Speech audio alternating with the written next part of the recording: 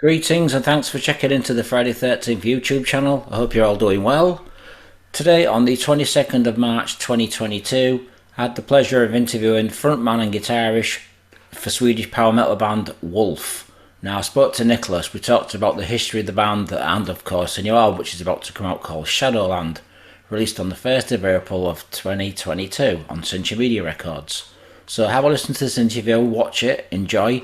Give thumbs up, likes, comments, whatever you can, and also please share on Facebook, Twitter, Instagram, and any social media sites, especially Facebook groups. Cheers, guys. So, enjoy the interview. It's going to be broke up into two parts because it was just a slight long interview, but enjoy it anyway. Thanks for watching. Stay safe, metalheads, and I'll speak to you soon. Metal lives. Hi there, everybody. We're speaking to Niklas from the band Wolf. Hi, Niklas. How are you today?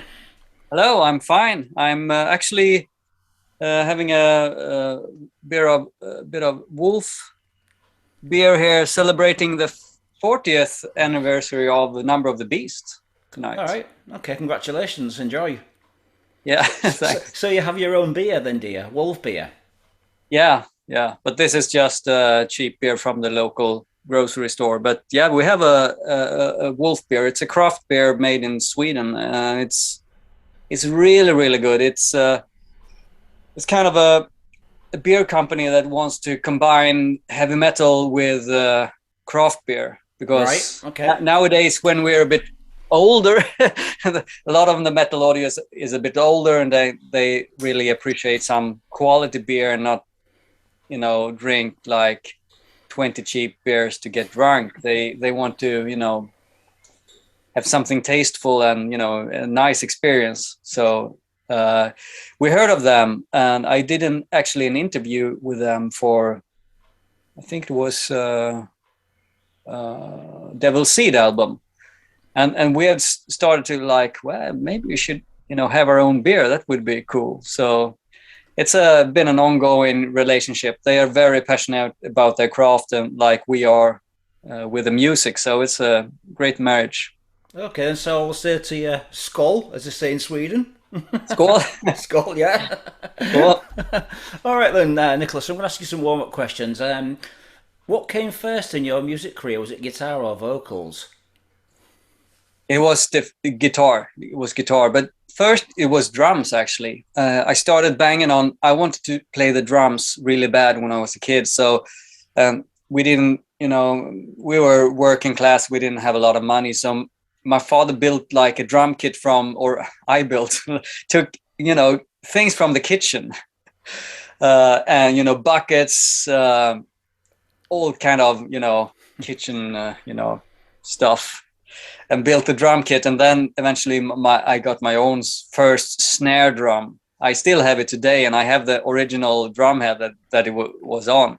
I remembered when we traveled back from the music store, and I was sitting in the back seat of the car, an old Volvo Amazon, and I was drumming this, drum, and it was beginning of my music career. But eventually I wanted to play the guitar. My dad played the guitar, and I was a drummer in all bands that I had, but I always was the best guitarist in all the bands, because there were a lot of instruments, and especially guitars back at home. And I had a dad who could show me things, and I kind of understood how the guitar neck worked, where all the notes were, how things worked. And I noticed that my friends who played the guitar, they just did stuff that they learned, from muscle memory.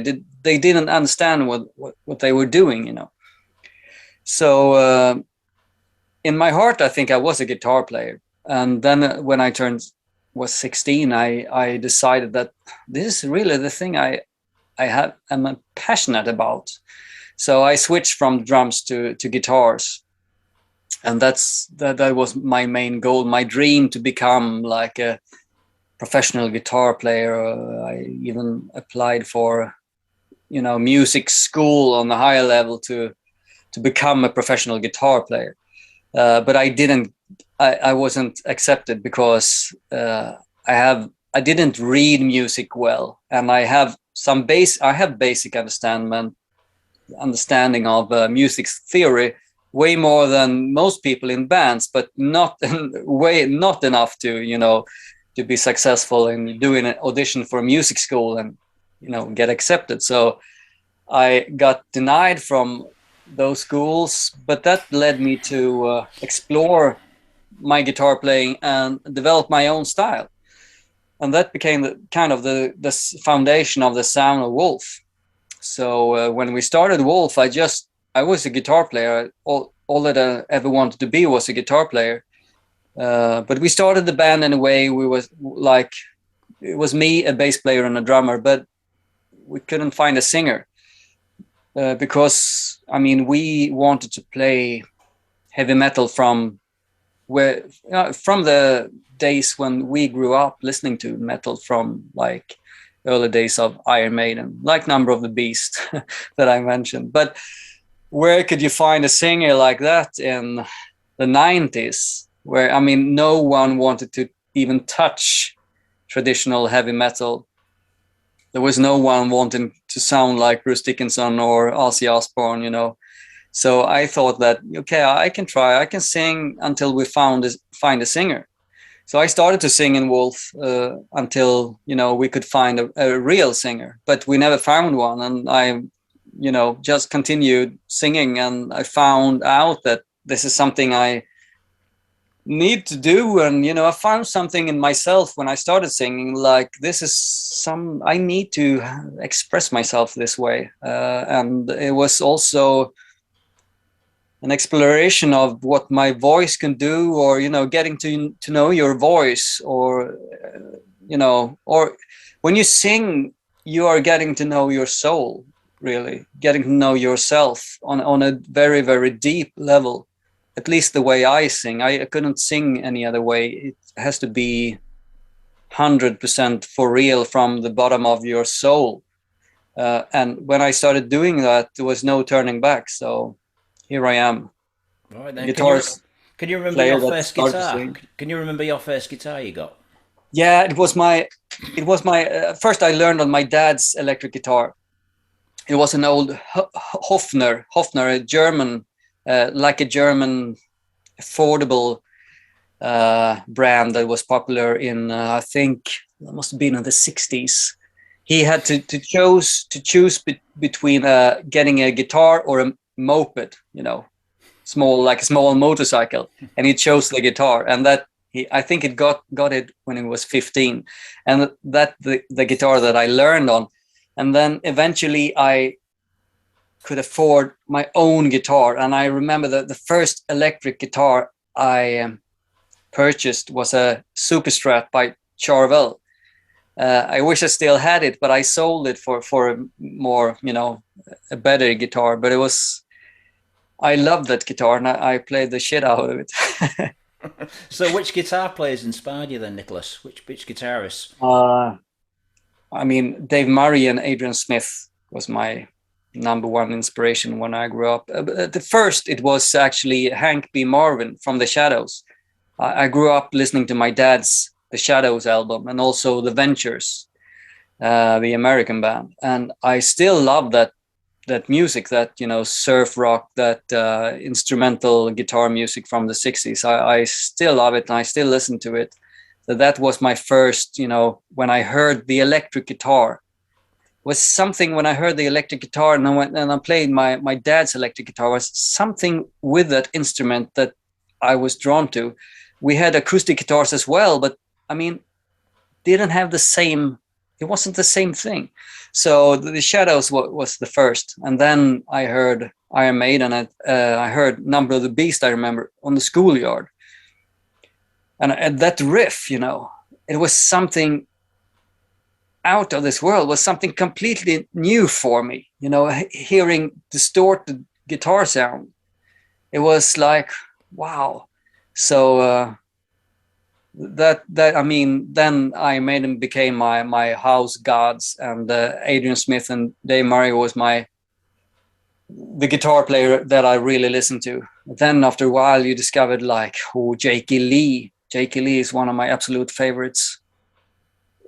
Such an amazing guitar player. And then of course Randy Rhoads and Yngwie Malmsteen. You started to explore more and more, and I mean, even today I find new guitar players. It wasn't like, I think it was like only 10 or 15 years ago I discovered, you know, Julian Roth. I never listened to him before. I just heard the name, and I bought an album with Julian Roth, got it home. I was ready to go out, you know, to party, and I put the record on, and I never got to the party. I was sitting in my sofa just mesmerized by Julian Roth's music and his guitar playing. So Have you actually seen Uli John Roth live? Because I've seen him play no, live. I haven't. He's I amazing. haven't. He's absolutely amazing. His guitar Yeah. just talks or sings. It just Yeah. sings the way he plays it. Absolutely Yeah, fantastic. I will before I die or he dies. I must see him live. Well, he's actually played Headbangers Open Air this year in Germany this July. All right. So maybe you should get to the Headbangers Open Air Festival. He's actually Yeah, playing maybe there. I should. Yeah, yeah, May see you there because I'm hoping to go yeah. myself. All So, right. what are the guitarists that inspired you? Like you see, you had these Adrian and Dave was like two influences for you. What about KK Downing, Glenn Tipton, Paul Quinn, Graham Oliver, them sort of people? Will any of those Oh inspire yeah, you? Paul. Actually, I was never a huge Saxon fan. I never, you know, got to listen to them, and then, but our first tour was with Saxon, and then I was blown away how good they were live and how good, you know, how many good songs they had. So I started to listen to Saxon after that, and at first I was impressed by what's his name, the other guitarist in Saxon, Doug Skerritt. Graham, Doug Skerritt, yeah. Yeah, Doug Skerritt. He was shredding a lot, and he was great. He was great. But then after a while, I realized that, you know, Paul Quinn is really something, and the way he mixes old rock and roll with metal guitar playing, it's freaking amazing. He is because I hanged a lot with Paul Quinn. I think he felt like he liked hanging around with us and Wolf because we had such an energy. We were very young, you know, grew up listening to that kind of music, and now they were kind of old and trying to find, you know, the energy. And they saw us. He was standing when we played. He was standing in the side of the stage, watching us. He told us that and you know, to get the energy of the new young band. So we were hanging a lot, but afterwards I realized what a tremendous guitar player he really is. So Paul Quinn is he's one of those really underrated, extremely good guitar player. And I met him backstage on Bloodstock Open Air, you know, years afterwards. And then I told him that you know, I just realized, you know, years after that how really good he was, and how he mixed, you know, I could hear, you know, the old, like Chuck Berry and old rock and roll and jazz guitar players in his playing, and he confirmed that, yeah, that's, you know, yeah. So very, very cool. So what about KK Downing and Glenn Tipton? Were they an influence to you as well? Not really, but then when Judas Priest as a band became a huge influence on me, and it was the songs and especially Rob Halford's vocals. But well, Judas Priest as songwriters they were amazing. They were amazing, you know, and so of course I discovered you know, Glenn Tipton and KK Downing, but then I was, you know, way on my, you know, own guitar journey. But for sure they are, you know, guitar legends, and they've paved the way for heavy metal guitars. I mean, you had Glenn Tipton and KK Downing, and then you had Adrian Smith and Dave Murray. Like, I always liked the twin guitar sound, the two guitarists thing. And those four guys, they were the guys, you know. Yeah, for me. When I spoke to you earlier, you mentioned that you was a big fan of Accept as well. Oh yes, yeah. We toured. I think the shirt you're wearing now. Yeah, I think you bought it it is. At an Accept show Yeah, when it we was in played. Sheffield. In Sheffield. Yeah, they were. I mean, they were one of my first favorite bands. Still, Breaker, the album Breaker, to me is one of the best metal albums of all time.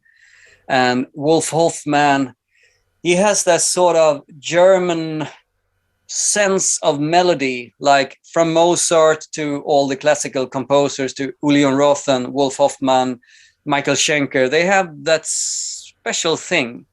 So he's been a huge influence. And also, I like the songwriting, the whole thing. They have the guitar riffing, the melodies, they have the vocals with a unique voice of someone really sings from the heart and expressing himself. And I mean, it's amazing when I read that Udo Dirkschneider started as a piano player, playing the piano and was singing. And I wonder what the hell, could that sound like when that voice? His voice sounds like something is broken, like someone is killing an old lady. It's amazing that he became a singer. I mean, this was way back.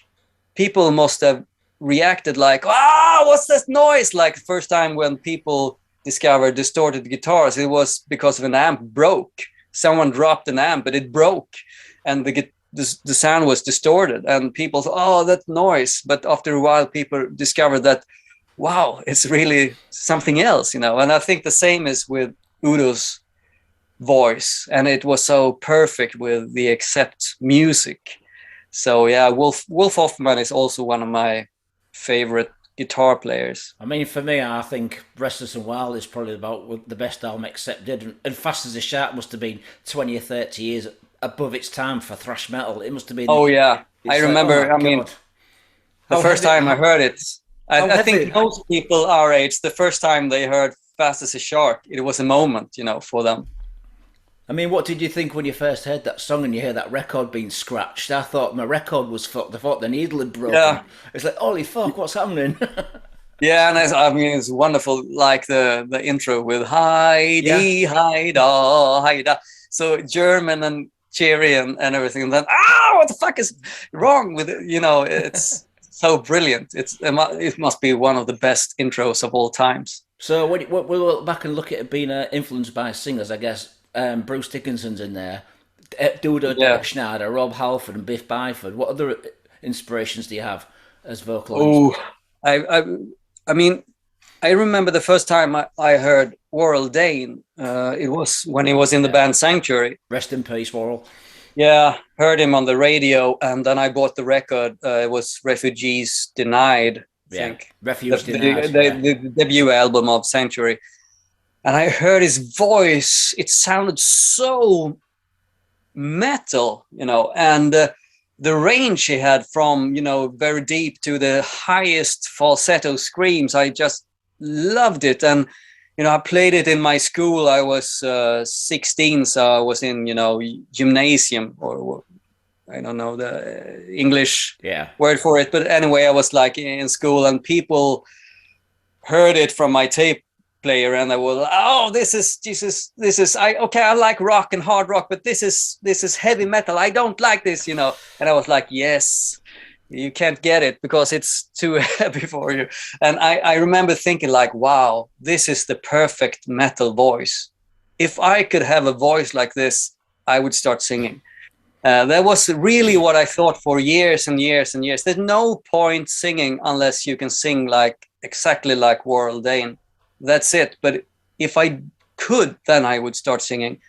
And the funny thing is that I met him some years before he died. He was playing Reunited with Sanctuary on a festival in Germany, in Dresden.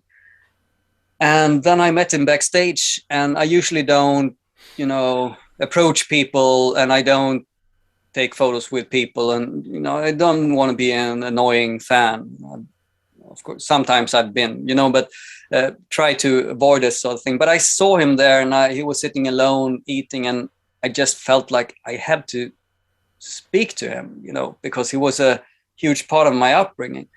So I told him that story, and he was like, yeah, it was really cool to meet him and tell him that story, and said that, you know, I became a singer, but I don't sound anything like you, but I found my own thing. But, you know, yeah, it was really cool, and he really appreciated, you know, talking to me and hearing that story, and it was great. He was a legend. He was a legend. Also one of those totally unique singers with his own style and way of expressing himself. Yeah, I used to be a really good friends with Warhol. I've known him for many Oh, years. I actually saw them supporting Megadeth on the Refuge in Art tour back in oh 1990. wow, Yeah, back in 89, I think, 1990. that's Yeah, legendary. I saw you, they blew Megadeth off stage. Yeah, and it was so nice meeting him. I didn't know him beforehand. I met him very, very briefly one other time years before that, but he was like very, very open, like an open book. And other people have told me this as well, because I was talking about a song he wrote about his brother, and that's for a solo project. I think it's a song called Brother. I don't remember. Yeah, I know the album you mean, yeah. Yeah, and the song was really, it had a huge impact on me. I felt that there was something was behind this song. So I asked him about the song, and he told me the story about his older brother that had leukemia, and they were not on good terms, and his mother told him, you know, to make up with him before he passes. And a very, very personal story. And it was, and he started crying when he told this story, but it was like he was so honest, and like, you know, he was not pretending anything. He was like, you know, when you meet some people, they are like 100% genuine. He was like that. Yeah, no, I met him I a few really times. admire that, and yeah, it was magic moment for me. I'm really glad I took the decision to go up and talk to him, because some years after that he sadly passed away. But his voice and his music and his lyrics will live on. Right then, so my next question for you, Nicholas, is can you remember the very first band you were in? Did you actually record any demos? Yeah, the first band I was in was called Chives. Like, you know, chives like you eat. Yeah. And I was the drummer, and we had a guitar player and a bass player. And so we were like a power trio, but no vocals, of course. We were like 11, 12 years old. And we wanted to play something. We had discovered, you know, metal. We had heard Twisted Sister and Iron Maiden, and we wanted to sound like that, but we didn't even know how to get a distorted sound on the guitar. It was a mystery. It was like I couldn't. It was like magic to me. It was like some secret sorcery. How do you do it? Because I played the guitar as well. So I borrowed the guitarist's guitar and his amp, and I couldn't get that, you know, heavy sound. It was really cool. And then we had a teacher, music teacher. He booked a gig for us at the town's retirement home to play for some old people. And I heard that it was announced on the local radio, and we got so nervous that we just, you know, banged out. No. I mean, we never went there. We were so extremely nervous and afraid. We almost, you know, pissed our pants. So that was the first band, Chives. Okay, then. So, what was the first recorded band that you were? Album-wise, did you record any demos, like semi-professional? What was the first semi-professional band? I think the first thing that I recorded that was anything to record was I was actually the first drummer of the Christian band Narnia. Oh no, Narnia, yeah. But it wasn't called Karl-Johan Kalle. He had a band called Sentinel in the beginning, and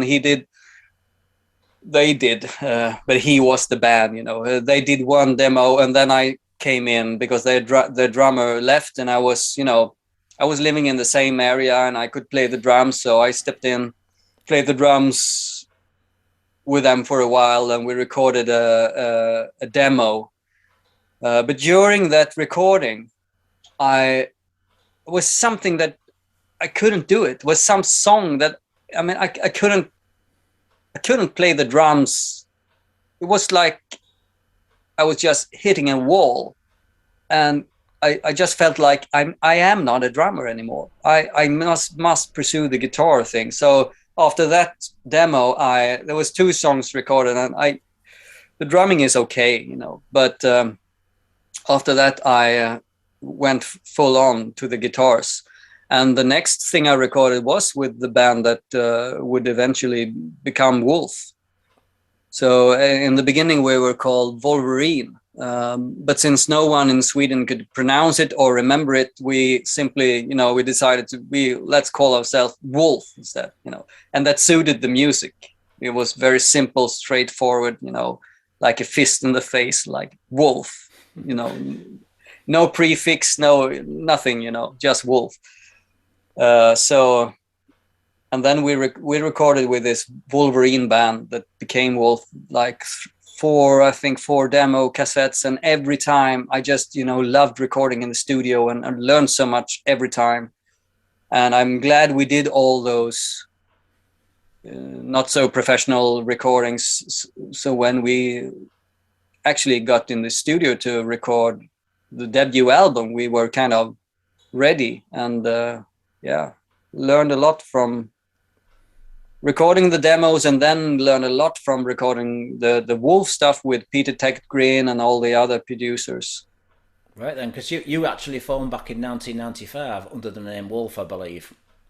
Yeah, at first we were called Wolverine in 1995, but we played the same. We were kind of finding our way. At first, I had a stupid idea that we should discover something new, something completely new kind of music, you know. And I really tried. And then eventually, when I wrote Electric Raga, it was like, fuck this shit. I mean, it's great when people are innovative and find a completely different new genre of music, but it's even greater if they play the music they want to play and the music that they like themselves. And that's what we continued doing. And by that time, we were changed the name to Wolf, and you know, it was like it's been a journey from there. Okay, then. So your first album was self-titled, and that came out in 2000. Wolf. What label released that? It was released on a label called MNW. It's an old Swedish label. They did a lot of Swedish artists, rock. It was like prog rock, but not progressive. It's I don't really know how to describe it. It's not progressive rock in the sense that we know now. Like musically, it was more like, it was called that, but it was really left wing rock. You know, it was like from the 60s and 70s. You know, okay. So socialist rock. You know, but anyway, it was a big label, but they didn't know anything about metal or promoting metal. They just wanted to expand, I guess, and so we did 3 records with them, but didn't really work out well. We didn't reach out, so we asked them kindly to let us go, and then we went to Century Media, who was a metal label, and then things started to happen a bit more. Right, because the second album was called Black Wings, and then the third album, Evil Star. Did you have the same lineup? Because it was a power trio, wasn't it, when you first started out? Was it the same lineup for the first 3 records? We did actually. We were a power trio, really, and it's a bit sad because we wanted to be like a quartet. We wanted to have a second guitarist, but we can never find the right one. So there is a second guitarist on the first album, but he was only in the band for the photo session.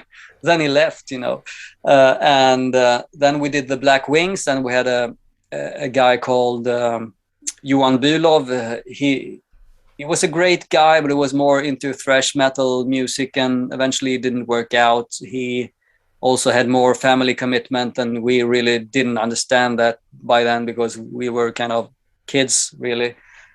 And then on the third record, Evil Star, we just recorded it like a trio. But we always had that twin guitar sound in mind. So when I write music, and even when I played on the records, I played like two guitarists. So I was kind of being K.K. Downing and,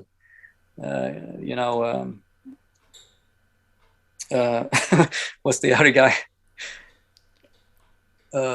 Sorry. Okay, I was going to ask you. Besides yourself as a power trio, what were the other two members in the band at the beginning? For those people, it was Michael Goding and Daniel Bergqvist, and the three of us really found what Wolf is about, and then I have continued to honor that and to take it to the next level, and the next level I try to. But I mean, without them, and especially without Michael, who I formed the band with, the bass player, I wouldn't have become the musician I am today. And he was very, very the opposite of me. I was more like a music nerd, and I was a quite good musician if you compare it to him. He was like, he could hardly play the bass. He came from a completely unmusical family.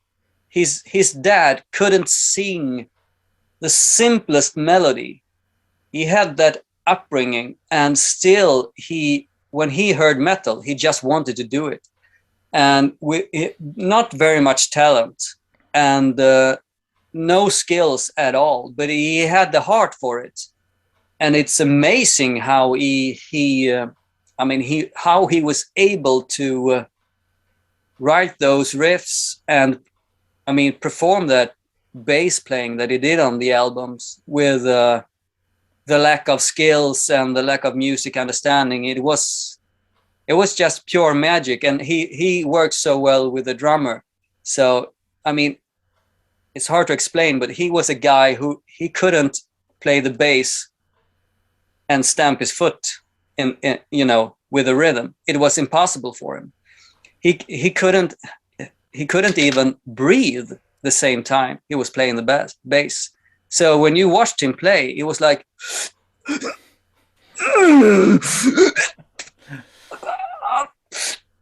and it was almost fainting, and then we started breathing again. It was fucking amazing. But he was so, he had such a passion for it. He made it work somehow. He just wanted it so much, and that's something I really can admire, actually. Right, I was going to say to you, Niklas, was your third album, correct me if I'm wrong, released on Massacre Records, Evil Star? Was that? It was released on Massacre Records in Europe, I think, but it was released on M&W in Sweden. It was some sort of weird thing. And later on, the first two albums were released on, I think it was Massacre Records. It was released on a weird label with some terrible artwork. Some terrible photoshopped artwork, early, almost late 90s photoshopped. It looked ridiculous to us. We loved the original artwork, and we didn't want to change it. But in Germany, it didn't sit well with the German metal audience, especially the first one, if you've seen it, with a legendary drawing of a wolf. So that's weird that they had to change the artwork. You should have just left it. Yeah, I think it's all about the music at the end of the day. It's all about the music. Yeah, but no one could understand that artwork, really, especially. They could understand it in Sweden. In Sweden, it was like divided between two camps. Speaking about the first record album cover now, it was drawn by an artist who was really famous in Sweden, and he drew everything from children's books to novel illustration in adult magazines and detective books and novels. He was extremely prolific. And I actually got it. He was my hero. I was drawing a lot when I was a kid, and he was my hero. And eventually, I found him, and we wanted to use him as our Derek Riggs. So in Sweden, people know who he was. So he was divided in the metal community between we love this artwork or what the fuck is this? They are fucking. It's ridiculous, you know. But in Germany, and I think those who didn't have a history with Hans Arnold, they couldn't understand it. So I understand why they tried to have a normal album cover, but I mean, for us, the magic was gone. You know, it just looked silly, I think. Right then. So the fourth album, The Black Flame, was that released on Century Media? Yes, it was the first album released on Century Media, and was it a 4-piece or were you still a 3-piece then? No, by then we were 4-piece. Then Johannes Loosbeck, or Axeman, as he later called himself, had joined the band, and he was just a boost of energy into the band. He was so metal. I mean, even the Niflheim brothers, the guys from Niflheim, they thought they grew up with him, and they thought he was too metal. You know. I think if I remember rightly, he used to wear Possessed t-shirts and Demolition Hammer. Yeah, he was. Yeah. He was so much into it. It was almost like a parody, but he was like for real. So he came into the band as a second guitar player. He was a great co-writer. He came up with a lot of riffs. He had a lot of energy, and it was great for us. And also we had a new drummer. The original drummer left the band, and I think that's actually one of my favorites from the Wolf catalog. Is the Black Flame. So who replaced him? Who became the new drummer? The drummer was his name is Tobbe Kjellgren. He was in a lot of more technical death metal bands. He was in Dissection for a while. I don't think he recorded any albums with them, but he was really, really good. He was, I mean, almost too good for Wolf, because he wanted to play more extreme music. Wolf was a bit too easy for him, but still he was great. He had a lot of energy, very good drummer. He was a bit too good, because he was kind of turning. He was doing stuff about, behind my back. It was really confusing to me when we played live, and he did it just because he thought it was fun, but it got me off track. We could, turn the beat around, and just because it was easy for him, he was that good. And I think he was even better before, when he was in his prime, when he was in Dissection and bands like that, and playing more extreme music. Right, and because the next album was Ravenous. Is that when Andreas joined the band? A good friend of mine. Yeah, because I used to be friends with the Tad Morose guys, so that's where I know him from. Yeah, he was. There was X-Man who invited him. He knew Andy before from Tad. He was a fan of Tad Morose as well, so he knew Andy. He asked him if he was interested, and I met up with Andy, and I showed him the songs here in my studio, and then we did a show in Bloodstock. And is that when I first met? I think that's when I met you all. We had a photo outside, all of us, the dressing room. Yeah, we had in the middle of our set in Bloodstock, there was a power cut, and everything was completely silent. And then what the fuck do we do? So I went backstage, but the other guys, they started to entertain the audience. Axeman was grabbing beers from backstage, throwing to the audience, and eventually I came out, did some acoustic screaming, and then Andy went out and did a striptease, to entertain people, because it was a long power cut. I think they had an old guy on a bicycle, going somewhere to get some, I don't know, to alert someone so we can get the power back. And during that time, Andy did the striptease on stage, and people were cheering. And then wow, he is a full member. He's in the band, So that was it. After that, he was a member of the band. Okay, then the next album you did was Legions of Bastards. Legions of Bastards. Yeah. Why did you come up with that title? Did you get any problems with it been that title for people to read in the shops, the record stores? No, it was like I had in a demo the song Nocturnal Rites. At that time, when I was more in, when I wrote music, almost every time I wrote the music first and then just sang some, you know, bullshit lyrics that had the right feeling, but maybe, you know, needed some work. And one of the phrases on the demos was "legions of bastards." And, you know, the drummer, Richard, he thought it was, you know, that's fantastic. We should call the album, do you really sing Legions of Bastards? I love it. You know, we should call the album Legions of Bastards. I said, well, okay, yeah, it has a ring to it. So it was his idea. And yeah, we just went with it. So after that, you did the album in 2020, which was Feeding the Machine. Just tell me a little bit about that album, briefly. Yeah, Feeding the Machine album. I wrote the song Shoot to Kill in 2015 when just before we went on tour with the Devil Seed album.